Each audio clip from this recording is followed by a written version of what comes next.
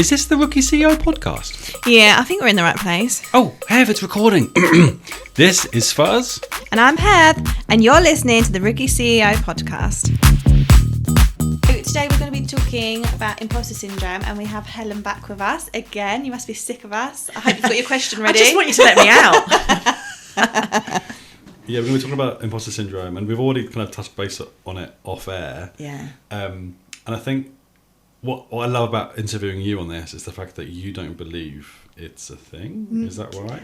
I don't believe it should be a thing if Okay. you can get your foundations and understand what you're doing and why. If you can actually take that time to work on what you're doing and why you're doing it, I see. you shouldn't have to stand in your business and think you've got imposter syndrome. That's just Oh, no, shouldn't 100% with you. exist. I completely agree with what you're saying there. yeah. And I also hate the phrase, but maybe that's why I'm trying to rub it out. When was the last time you, or if you have, ever experienced that feeling? I experience it frequently, but I suppose in many ways I suppose it's a lucky thing, and even now, me saying I feel lucky that I can do it makes me think maybe I shouldn't be saying that, because so it's always in the head, isn't it?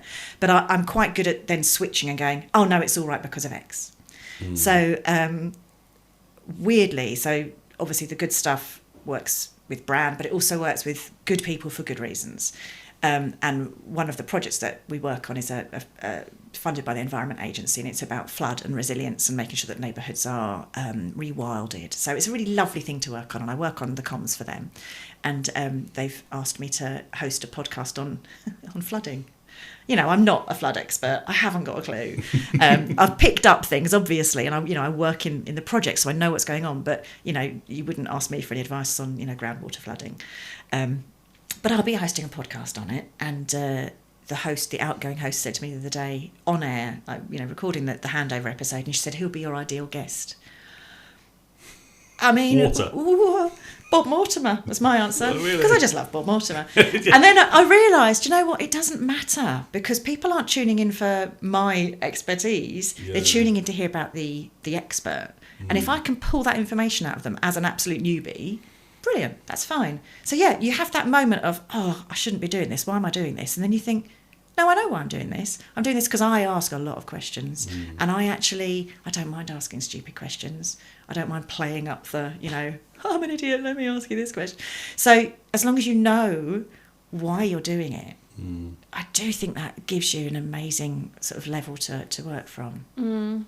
Yeah, I think something Claire Hill, who's a mindset coach, she said to me, she said along the lines of like imposter syndrome is just your self-doubt testing you. Yeah. And I think it's not always a bad thing, because I think it just make you stop. And I think but instead of kind of going down that train of, oh God, yeah, I am terrible, I don't know what I'm talking about, you have to pause, remind yourself, no, like I know what I'm talking about. Yeah. And if I don't, I'll learn. It's a fear, isn't it, of doing something that's slightly reaching. Yeah. And if we're not reaching, then, we're just going back and mulching, aren't we? So, you need to just keep pushing and working through it. Yeah, what's that saying? You have to get comfortable with the uncomfortable. Yeah. I do love that we've all got different opinions on it, because in my opinion, I think just like all of the feelings that we have during business, I think it's just all part of our toolbox. We just need to know when to get it out. Yeah. I think imposter syndrome is a really good way for me to stay grounded, Yeah. because sometimes I do find myself quite egotistical. Yeah, you are a real massive show off, aren't you? Yeah, I am a little bit. And I want to just... Shame. And it's a way for me to stay humble, I Yeah. think. And I think imposter syndrome sometimes just creeps in every now and again to just go, look, be humble for what you've got. Yeah. If you want to use the word lucky, use the word lucky. Yeah. But use it in a way where you kind of say to myself, where you say to yourself, look, be grateful. Yeah. Be grateful for what you have. Let's just stop calling it imposter syndrome. Yeah. Because it's not. It's just actually that ability to check yourself and to know that you're doing something difficult. I think what matters is being able to overcome, if it's debilitating and you think, oh, I can't do it, it's not me. That's the problem. Actually, it's quite a natural feeling. It's a bit like nerves, or fear. That the thing that they're both the same. That's fine, isn't it? Yeah. You can learn to live with that discomfort. Yeah. And I've been talking to my kids about that recently. Both girls are 16 and 10, and they're both feeling it in different ways. You know, you've got GCSE year, you've got, you know, problems with school friends, and everything's kicking off, and a lot of anxiety. And I always say it's okay to be anxious. That's fine. I'm anxious. You know, I will come in, and I came to your event, and I said to you, didn't I do events. I give the impression of being a big loudmouth who can, you know, isn't scared of doing stuff like that. I hate it.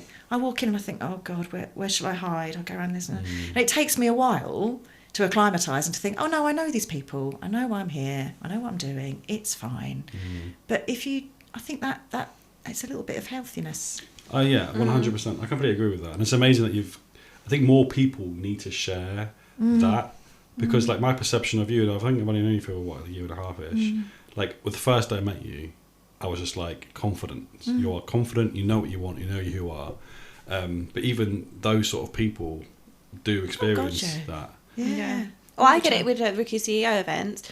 I think I've said to you before, I'd much rather host an event than attend one, because if I'm hosting, I've got no choice but to not hide. Yeah. Whereas if I'm going to an event, I just slip off into like the sides. But even with doing the event, I'm normally busying myself by organising stuff, so that it takes away. I don't feel nervous because I'm milling around having to do stuff. Whereas if I've then got to stand there and talk, I'm like, not that I don't find people interesting, and I enjoy the conversations, because I do once I'm in them. But it's just the thought of starting those conversations. It's difficult. And I think having somebody to work with, and I feel like I'm saying this way too much, but I'm going to be really nice about you two, and also working with James, my business partner. But I think having that other person, having that wingman, where you can say, oh, I don't want to do this, I'm nervous. And they can say to you, don't be stupid, you're great at this. You know, that is really, really helpful. Yeah. And also understanding that everybody has a different way to approach things, and to, like this podcast, if I had to prepare, or if I had to do a talk and I had to write it now from scratch, I would be nervous as hell. Yeah. I'd be thinking, oh God, because it's something that I've put time into, I've created, and I want people to love.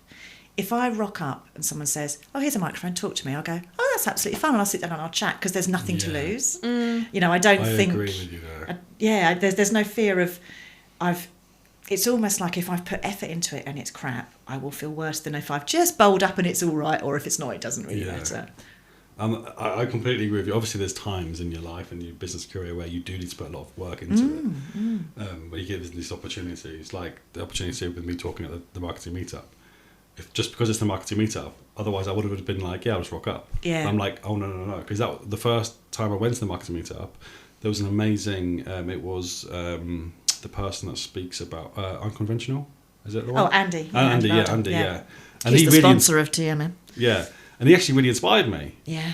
And that was the first time I ever went to an event. And for me, this is why I'm getting imposter syndrome, because I'm just like, how am I talking at this event just 1 year on? Yeah. It's crazy. But you're just going to experience that, I think, in life. And that's just, you got to... Oh, yeah, for sure. And I think it was only yesterday we both were speaking, because I was like, I've been really rattled by someone that does the same thing as me. But it's like, just voicing that made me feel better, because then as I was saying it, I was like, but I don't know why I'm doing that, because, you know, like, we do the same thing, but no, we don't do the same thing, because how can we possibly do the same thing? And it's like, even just by voicing it, I just talked myself out of that. I'm being ridiculous. And that comes back to the thing you say, more people should talk about it. So as soon as you talk about it, you're fine, aren't it's you? So funny. I love those moments where you're just talking at me and I'm just there going, I'm glad I could help. Yeah. Answer my own but question. Then you was like, actually, I had the same thing this week, and and then we were both like, what were you even worried about? It's funny, isn't it?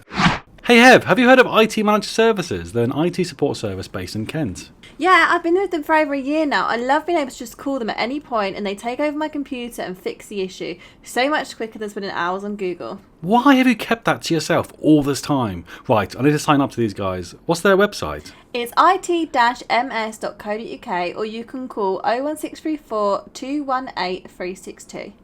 And I think it just goes back to just like, if you are being, I keep using the word authentic. Don't use the word authentic. That's another word that I'm going to eradicate. Imposter syndrome and authenticity. Oh, really? They can just... Why? Because I'm so sick of everyone saying it. Do you know what I hate? Because you used it in the previous episode. There's no fluff.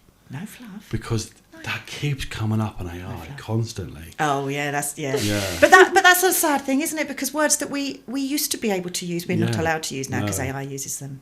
Yeah. It's a difficult one. Yeah. That's because I was trying not to say no bollocks, so I was trying to be polite for you. But AI's made me hate jargon as well. yeah, well, No jargon. Really.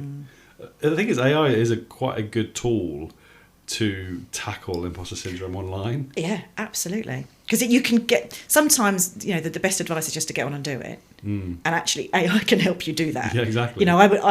I quite often will start. I think I don't know what to do, and I think, well, I'll start with that. I'll AI the hell out of it. I'll creepy tea it, and then I'll make it my own. And I think, oh well, that's okay. That's now me, and I've started. And it's just that little sort of nudge that you need, isn't it? Yeah, spark some creativity, because we can't always be creative. But imposter syndrome definitely creeps up on me randomly. I'm not sure if it's imposter syndrome or if it's whatever it is. But Another word that we're going to call it, we're going to call it blancmange. something else. The bad stuff. Let's call it the bad stuff. No, blancmange. But when you're hosting an event, just going back to what you were saying earlier, I agree with what you're saying, but from a different perception is you're filled with adrenaline. Yeah. And that's what's taken over. Whereas when you're networking, especially if you're, like last year, I was very guilty of networking constantly. And I found myself maybe October time where I'll just rock up to a networking event and I'm like confident I know 90% of the room. So I'm just like this, I'm just chill. Yeah. And then you're not showing your best self. But you're also not finding out about other people because you think, well, I don't need to. Yeah, exactly. Yeah. And then you realise, actually, I'm too comfortable. I need some imposter syndrome in my life to actually like feel a bit more like I need to show up. Yeah. No, that's Does that not. make You don't sense? need imposter syndrome. You just need to understand that you stopped being inquisitive about other people. Yeah. That's all. Well, I had that recently, like an event at a group that I've been going to for probably like a year and a half, maybe. And I was sat next to, and I got really guilty. I was too comfortable. I'd show up, and all I would talk about is what I'd done at the weekend. Yeah. And nothing about business, not at all. Even in my 60 seconds thing, even though I hate that term as well, I wasn't really saying anything of interest. And then it was only I was sat over breakfast talking with the lady, and then she went, "Oh, do you do like this?" Yeah. And I went, "Yeah, of course I do." And she went, "Oh, I didn't know." She went, "I had a client that's been asking for ages, but she's like, I didn't realise that you did it." And I was like, "Oh my God, like, I've just Yeah. literally been showing up, having a breakfast and going home." I do feel like, because obviously the topic of the episode is imposter syndrome. Thank you. but You have to keep Sorry. reminding us, don't you? But I just feel like it can be used in a good way. Yeah. I think you've got to be careful, because I know some people really struggle with it. But then again, I think, well, is that not just that you're struggling with something else? Is it, is it anxiety? Is it, again, I think it's it's a bit like when road rage was first, termed road rage. Everyone had road rage all of a sudden, but I just think Like it's a about disease. I've definitely got a touch of it. Sweeping the nation. But it's just about understanding the deeper meaning behind it, and taking that time to think really hard about what am I worried about. Yeah. As I said to her, I don't like the planning. I don't like the prep. James loves it. So actually what he needs is to sit and plan and prep. And then he feels all right doing stuff. So it's knowing what matters to you, what's going to help you feel better in that moment. And it's appreciating that other people aren't going to have the same response to you as well. Yeah. And that's all right. That's fine. No, that's a good way to... I guess as well, it's like, if you feel like the dumbest person in the room, then what a place you can learn. Yeah, what an amazing Yeah. thing. Rather I than, I oh love God, that. I shouldn't be here. It's like, no, if you're the dumbest person in the room, you're going to learn a hell of a lot. Yeah.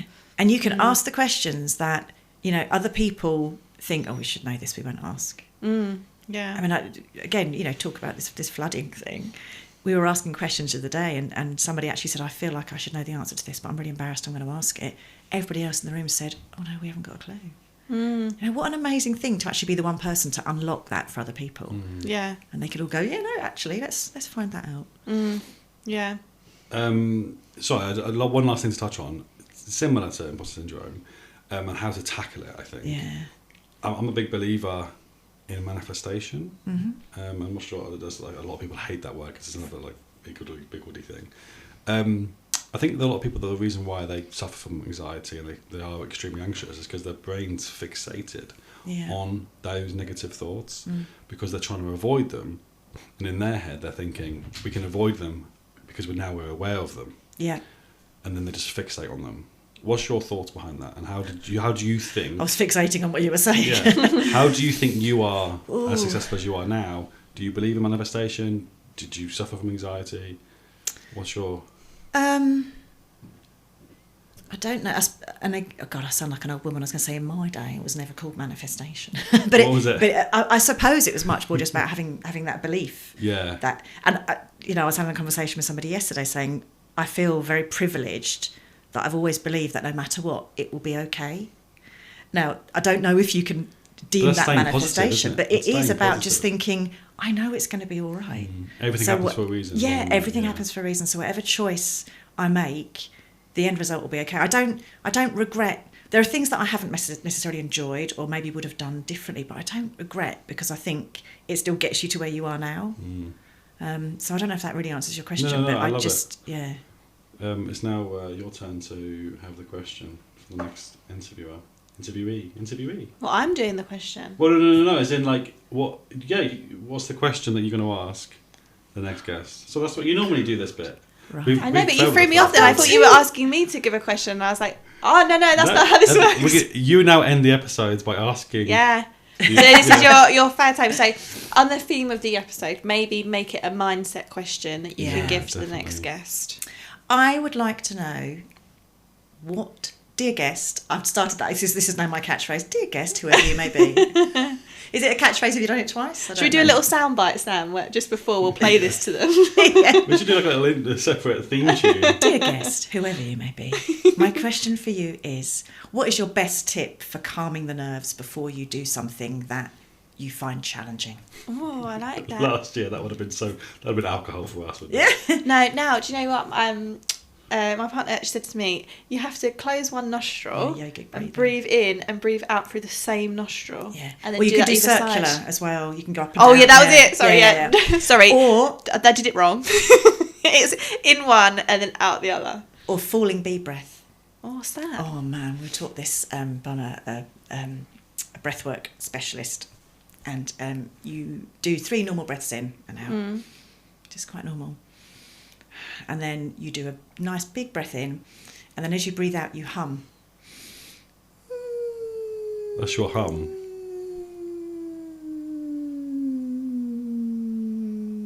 Oh, by the way, guys, we are still here. Helen's just passing out. And I do feel very calm. And it does it physically. Wow. Just relaxes, and you can do it really quietly.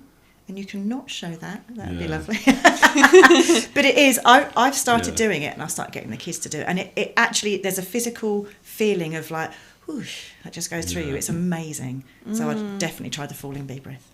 Yeah. So breathing, guys. Try breathing. Try breathing. Yeah. Keep breathing. Try breathing. Try eating. Try sleeping. Drink water. Right. Thanks for listening, guys. We'll see you guys next week for another episode of The Rookie CEO. Thank you. Bye. Can I leave?